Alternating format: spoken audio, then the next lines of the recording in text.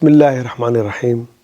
waxaan rabaa inaan u mahad celiyo madaxweynaha dowlad goboleedka Puntland, madaxweyne ku-xigeenka, golaha wakiilada iyo wakiilada guud ahaan iyo golaha wasiirada iyo shacab weynaha reer Puntland magaaladan Garowe degan sida wanaagsan oo sharafta badan oo Soomaalinimada waaltinimada leh aniga iyo wafdigeyga noo soo dhaweeyeen.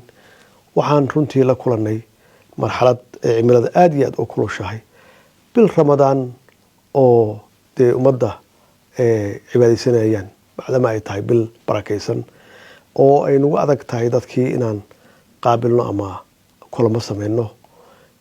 saas oo kale waxaan doonaynaa in kastoo waqti nagu yar yahay inaan tagno Laascaanood Khaatume State laakiin iyada naftigeeda dadka uga turnay xilligan adag ee kuleelaha ah iyo bishan Ramadaan dadku cibaadeysanayaan inaan dadkii aan dib u geysano kulamadoodii iyo soo bixitaankooda.